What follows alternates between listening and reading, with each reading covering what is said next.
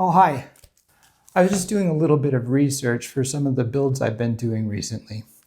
You wouldn't believe the consequences of what happens if you give a mouse a cookie. Now, you may have noticed also that I'm not in my normal shop setting, but of course the things that we build in the shop need to go somewhere, and in this case, the things that I've worked on are going into this house. I'll get into that in just a little bit, but first I'd like to show you around.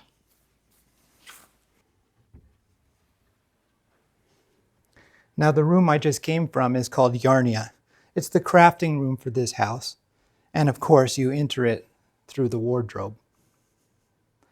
That room features quite a few of the things that I built for this house, but there is a lot more, and we'll get into it in the video. So let's keep going. Now, a house like this one is certainly not the work of one person. It takes a host of the most skilled craftsmen to come together to put something like this into a place. And it also takes the eye of a keen designer. And I have to say, while working on this project, that the people that I worked with were some of the best I'd ever worked with before. Not only in terms of the quality of their work, but they were just great people and always helpful. And there are so many amazing features to this house that I could spend an entire video going through them all. But I'm not Robin Leach, and that's not really what we're here for. But let me give you just one example. This door was hand-carved almost 100 years ago, and was originally part of the LDS Manti Temple not too far from here. It's been repurposed to go into this house, and it has a match on the other side of the room.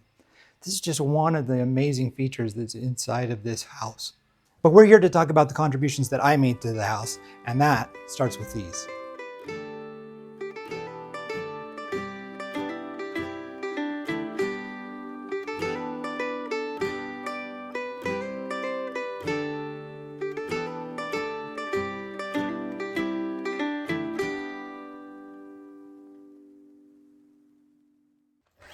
Before we get started, let me first say that if you are interested in seeing more of the house, please stick around until the end of the video, where I will include a short video tour of the home.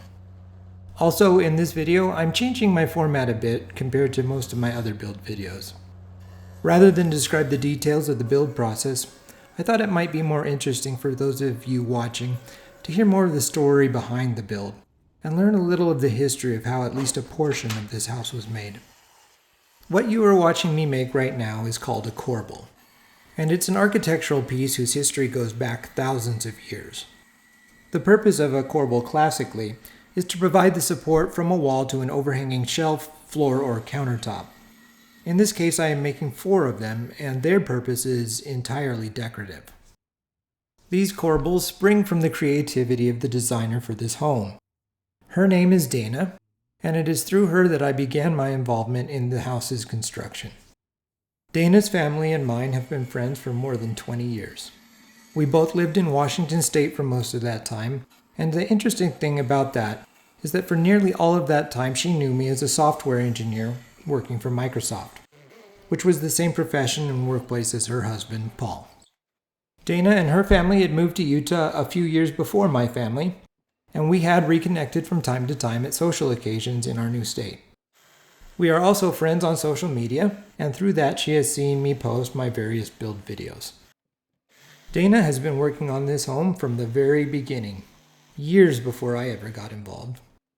As I said earlier, many skilled craftsmen and artists are called in to make a house like this one, and that included the work of a Finnish carpenter.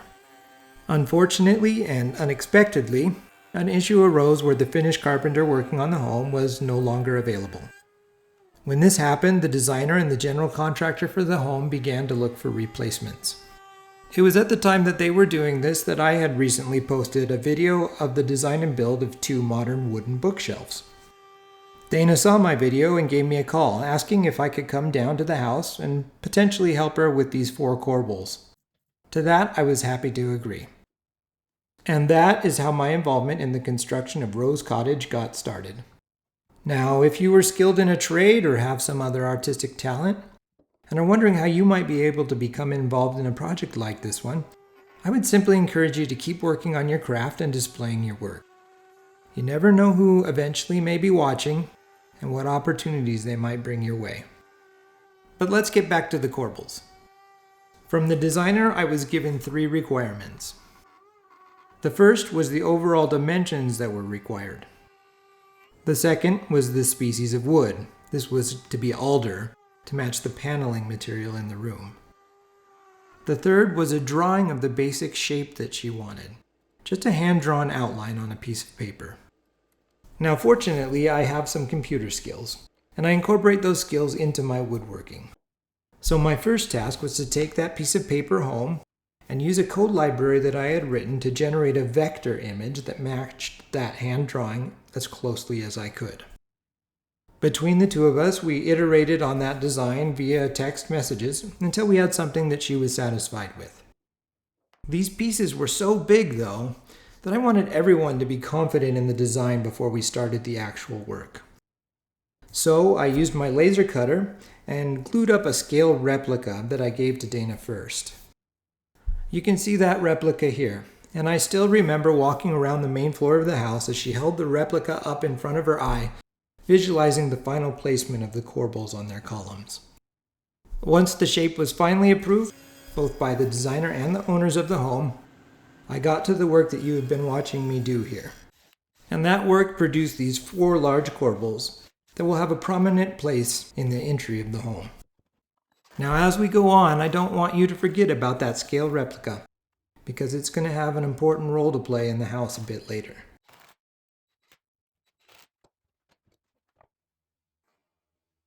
As I was doing the work on the corbels, a new Finnish carpenter had been hired to work full-time on the house, and there was an enormous amount of work still to do.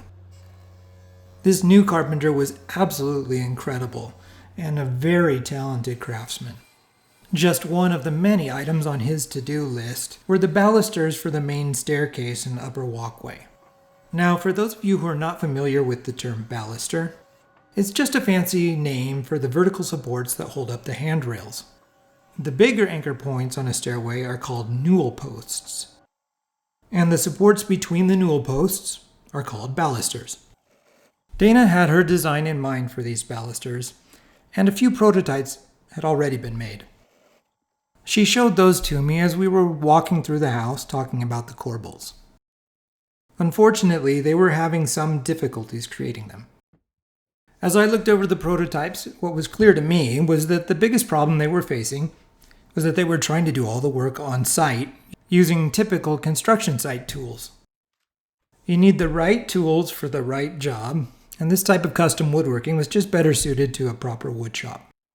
So I signed up for making the balusters for the house once I was done with the entryway corbels. And in doing so, I was signing up to make a lot of them. In all, the total came out to almost 100. These balusters were to be painted, so we decided to use poplar as our wood. Poplar is a commonly available white hardwood, but it has inconsistent streaks of green and purple in it, so it's mostly used as a paintable hardwood. What you've been watching me make so far is my initial prototype, which everyone seemed to like. But to do 100 of these, we were going to have to ramp things up a bit. So I went out and bought a truckload of poplar, and I got to work. Now the way that I made the balusters is actually quite similar to how I made the corbels. I first laser cut a template made from a 1/4 inch acrylic. Then I mark the shape on the wood and get a rough cut close to the outline using a bandsaw.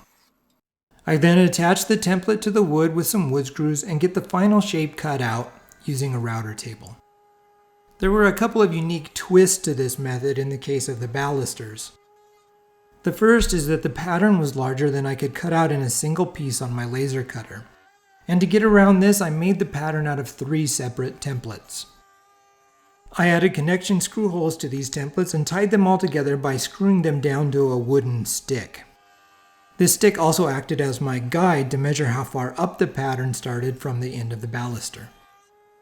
The second little challenge was that I could not hide the screw holes that I was using to connect the template to the baluster. With corbels, there had always been a backside that would never be seen, but balusters have 2 visible sides. The normal alternative is to use hot glue instead of screws, but that process would have added a lot of time to a piece that I was trying to mass produce. In the end, I found it simpler and quicker to just fill the holes using a very strong wood putty made by Bondo. My temporary holes became completely invisible once the balusters were painted. On and on I went, making stacks and stacks of balusters. If I remember correctly, the sanding alone took me 3 days and required the use of 5 different sanding tools just to get into all the various shapes and nooks that made up the baluster's outline. And even with all of that sanding, the painter told me that he too ended up spending days sanding them, as the primer and paint would raise the grain on their first coats. While I was working on the balusters, I got another phone call from Dana. She wanted to add some more corbels to the home. This time the corbels would be smaller, and they were intended to be painted. Originally she wanted a dozen, but that grew to 20, and then later 30. And then towards the end of the project, a few more. Fortunately, it was just a bit more poplar, a new template, some cutting, and a lot more sanding. The balusters I simply delivered to the home. They were going to be installed later, once the rest of the construction process was ready for them. The corbels, however, I was able to install right away. Once installed, these smaller corbels acted as bookend-like separators on a long crafting countertop. They function as supports for wall-mounted shelves, and a couple of larger ones helped hold up a countertop.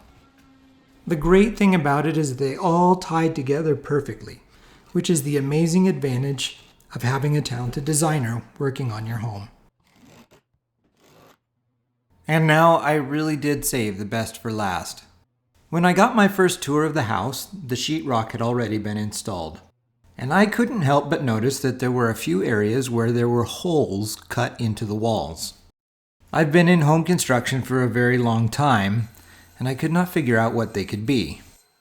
Eventually, I gave up and just asked. "Well," Dana said, "those are for the mouse houses." That's right, mouse houses. Let me explain. These are not going to be houses for the critters that we all try to keep out of our homes. The idea is more like little dollhouse displays, one room for each of the holes in the wall. And here the dolls are not people, but rather cute little mice. These mouse houses are meant to be little unexpected delights for people who come over to visit the home, especially younger visitors. They should each have a door, and the room should be lit from the inside. In fact, at Dana's request, the electrician had embedded hidden electrical outlets above these cutout sections inside of the wall to provide power for the lights. Now, as you might suspect, there isn't really a standard trade for making a mouse house. So Dana had been having a bit of a difficult time finding the appropriate person for the job. Since I am not really a standard tradesman, I figured it was perfect for me. So once again, I signed myself up. I made a prototype for a mouse house at about the same time that I was working on the initial corbel design. That is what you have been watching me create. And I'll let an earlier version of me now explain what exactly is in this prototype. Well, I'm just about to leave to go see the designer and show the prototypes, both of this mouse house and of the corbel that I've created for her. But I thought I'd go over some of the features that I've come up with. The first is that this box is made out of 3/4 inch plywood, and that's on the sides and the bottom. The top actually has a fancy acrylic that is designed specifically to allow LED lights to shine through. Has a little bit of a frosted look to it. And the back is 1/4 inch plywood. I've actually routed in these little holes into the sides because I have to be able to take these in and out, but I don't want them falling out. These should attach to some dowels that are into the sides of the walls themselves and keep it hooked in there unless you lift it up in order to take it out purposely. The frames and the doors are made out of solid maple. That's a paint grade material. She wanted that paint grade. 1.5 inch frames. Hinges here with soft close that provide a 1/2 inch overlap on all sides and a nice routed edge that we'll get some feedback on. I also incorporated the automatic light sensor that turns these lights on. That'll be installed into the wall above it, and it's detachable if they need to take it back out again. So I'm pretty happy with that. We'll see what feedback we get, what adjustments we need to make, and then we'll make the real things. Fortunately, there were only small adjustments to make from the initial prototype. And rather than spending time showing you the process of making 6 more of these mouse house cabinets, I think I'd like to show you how they were transformed from little cabinet boxes into real mouse houses.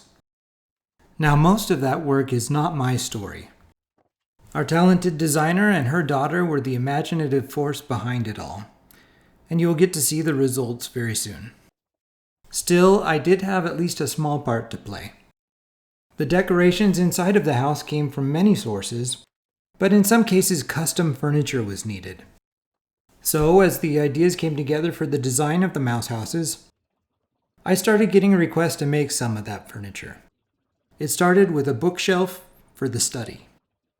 I took the input from the designers, deconstructed it into separate pieces, entered the details of those pieces into the computer, then cut them out on my laser cutter. The material for this was all solid maple that I had milled down into 1/4 inch sheets. I went through this process first for the cabinet in the study, and then for a bed and a bookshelf in the bedroom. Next, I got a request for a staircase in the largest room. As a little hidden Easter egg, I even built a tiny mouse house under that staircase of the bigger mouse house. This whole process took quite a bit of time, and the mouse houses became some of the final features to be installed into the home.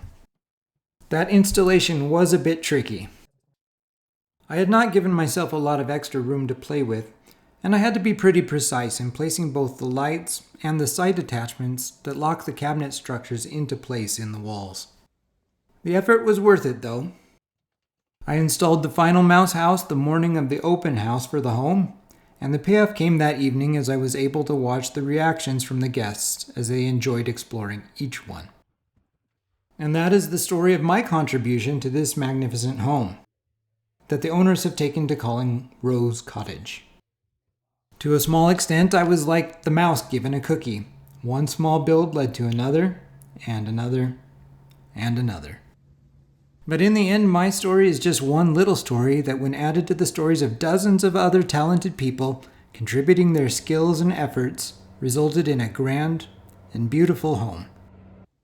I hope that you enjoyed that story and will come along with me on my future build journeys that I share on this channel. Until then, I hope you can enjoy this quick tour of the rest of the home, accompanied by music from the home's designer, Dana.